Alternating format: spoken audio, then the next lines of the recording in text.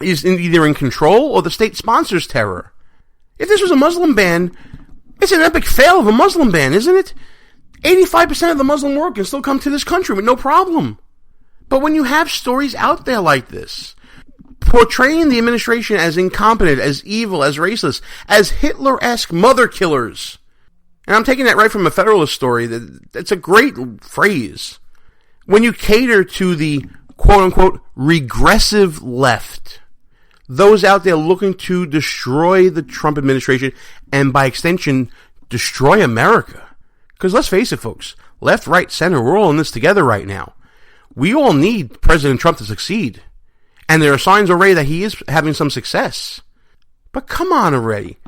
There's enough going on. When you're putting out stories like Yahoo News saying that an AP report about a phone call with President Trump and the Mexican president talking about a possible invasion of Mexico. And they're putting out there in social media, quote, "I'm sorry, did our president just threaten to invade Mexico today?" When you put that out there, John Pasentino of BuzzFeed, you're being so irresponsible. Actually, you know what? That wasn't John Pasentino of BuzzFeed. It was Jon Favreau, a former speechwriter for Barack Obama, who shared the story with that quote. But now all you're going to hear is that I said John Pasentino said that because he wrote a story about this whole idea about quote-unquote invading Mexico. That's what you'll remember. That is a prime example to you all of what the left does.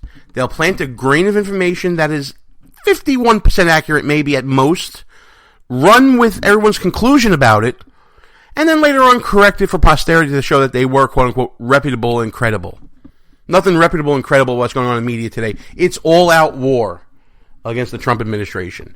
And when we come back from these commercial breaks, we're going to be talking to Dan Gainor further about this topic, as well as some other news stories. Dan Gainor, of course, from Media Research Center and from NewsBusters. He's going to have a lot to say about the state of the relationship between the Trump administration and the mainstream media. So we'll do that when we get back. Gene Baradelli, Behind Enemy Lines. We'll be back right after these brief words.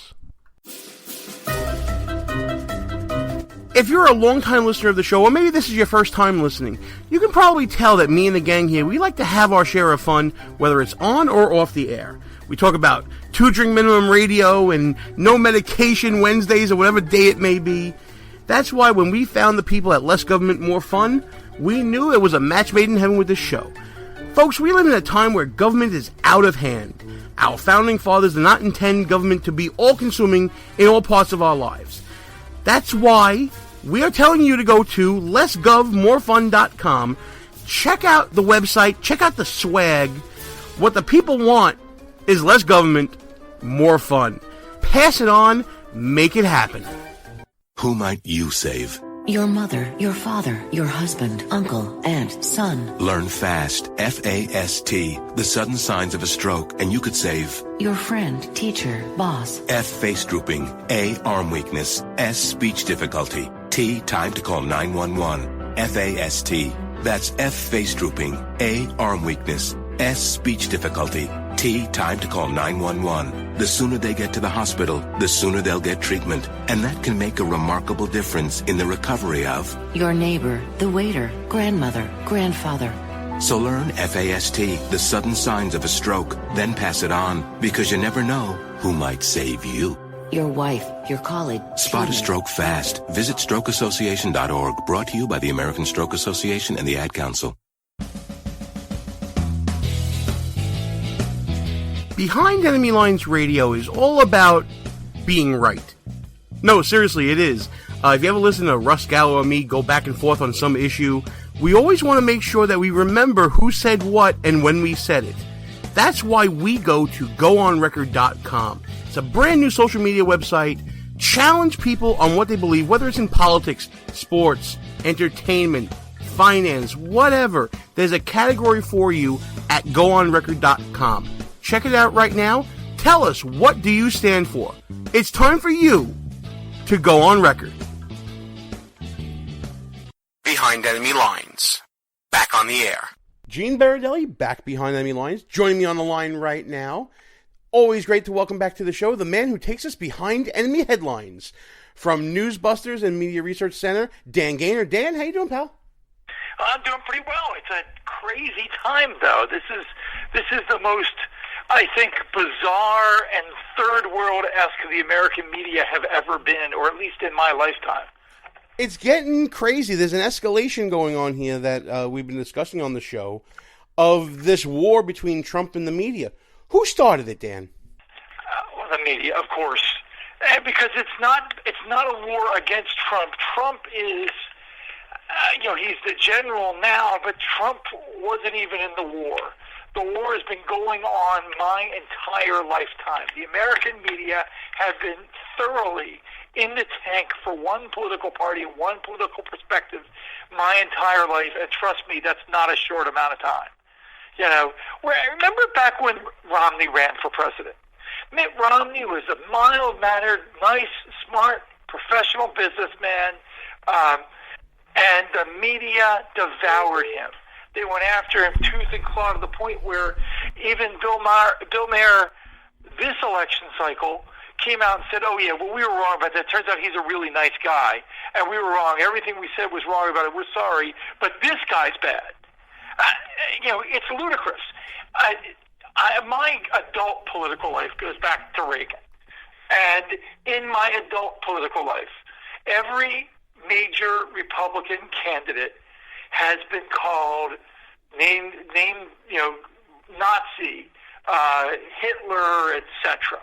The left and the media have defaults where they consider every Republican president either, among the choices of crazy, evil, or stupid. And so you can mix or match. Like, for instance, Ronald Reagan, of course, they said he was crazy, okay?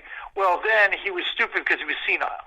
George H.W. Bush, he was evil because he had run the CIA. George W. Bush, again, crazy and stupid, but then he got some of the evil, too, because they compared it to Hitler.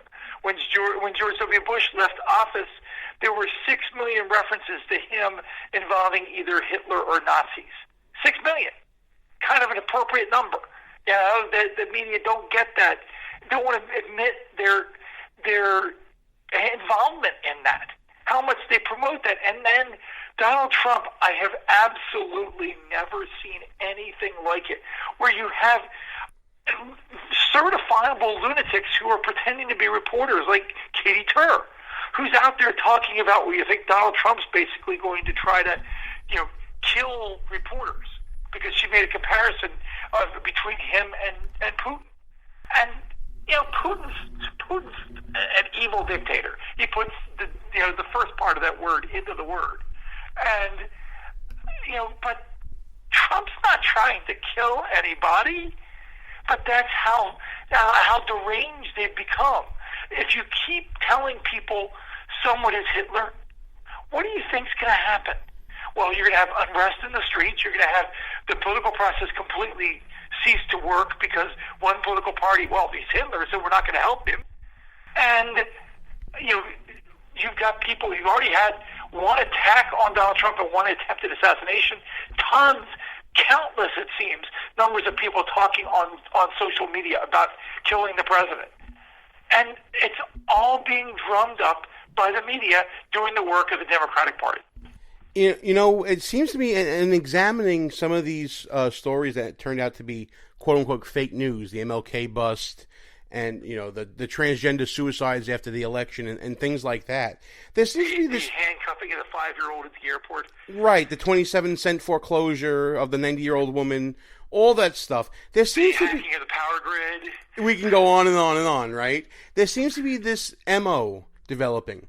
Report the story, have quote-unquote reputable reporters share it on social media that are not necessarily part of your organization, and then after the 24 news cycle is over, retract it and correct it as needed to show for posterity that you made the effort to get it right. Is this a cycle that we're going to see a lot? They don't even necessarily retract it. They don't admit that they did anything wrong a lot of the times. And, I mean, like the latest, I hate to focus on Bathroom Gate, but let's focus on Bathroom Gate since, that's in the news. Then you got the White House saying that Donald Trump doesn't even own one. So what you've got are all these random leaks coming out of the White House. And I said, well, we've never seen a White House leak like this. Well, you know why? Because you've told most of the country that Donald Trump is Hitler. So every single person working in the White House who isn't a Donald Trump supporter is helping out the media. That's, Secret Service to chefs to receptionists to cleaning people. The media have turned the entirety of the federal government against Donald Trump. Well, Donald Trump wants to cut the government. He's evil. We must destroy him. It's insane. They act like there's not two political opinions in the country. You're not allowed to have a separate opinion where you want the government to be smaller. Oh, well, that's evil. You must be destroyed. And so is it any wonder why the media keep reporting stuff that's complete and utter gibberish? Here's a perfect example of something I found recently.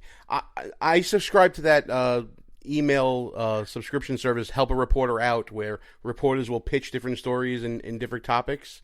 Stu Bykowski from the Philadelphia Daily News, typical lefty columnist, put out a query, quote, I have a sense President Trump won't last one term. I have 3 ways he will not, but want to hear some factual yet creative ideas from those in agreement. That's how stories are getting pitched now, Dan. Well, it's not like the Philadelphia Daily News is a legitimate news organization. Oh, yeah exactly right. Or the New York Daily News, for that matter. But what is? What do we trust?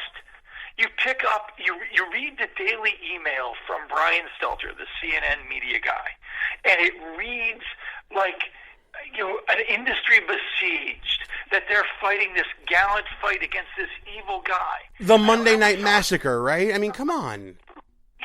Like we saw it in this terrorism complaint. Trump came out and said the media has a reason why they downplay terrorism. He's right. Now, the media talk about terrorism a lot. Let's get our terms correct here. Donald Trump has made terrorism an issue. They talk about it all the time, but they don't give you the detail that you need. So, Donald Trump said they don't tell you all the stories. Absolutely true. If they reported all the terror incidents in Israel, just that alone would probably force them to expand the broadcast in the evening news. Because all the attacks, remember when the Palestinians were firing endless rockets into Israel? Almost no stories on that. The knife attacks. Are we going to cover every knife attack that's a terror attack in Israel? No, we're not. And then there's the Western bias, and this is a fact. This is actually something liberals complain about, that the American media don't think all lives are equal. So if you die in Paris, you die in Brussels, you die sometimes in Israel, or you die in Canada or America, well, then the media think, oh, well, those are nice countries that we like to visit, so those people matter. You die in Yemen, or Sudan, or Iraq even, Afghanistan, and those stories don't always get covered. And so what you've got, and we did analysis about last summer, when we were looking, even when they talk about terrorism, they go out of their way not to use the term. We looked at all the terror attacks that occurred in the month of June, and by a factor of more than 5 to 1, they didn't call the attackers the terrorists or the act that they committed terror, either one of those things. You bring up a great point about this sort of Western bias. And brought up the idea in my head of media is more about catering to their targeted audience than they care about reporting the news. Let's face it, all major media outlets are in large urban areas. And when you look for ad buys and you're looking for, selling ads, you are going to be looking for those demographics. How much of this is media just catering to a supply and demand rather than an intentional act against conservatives? Well, it's not just supply. It's their world. It's catering to their world. They don't live in the world the conservatives live in. That's just flat out. It's not just flyover country. Media people tend to be concentrated in urban areas. They live in the cities. So they're not familiar with urban concerns. I mean, rural concerns or suburban concerns. They're not familiar. They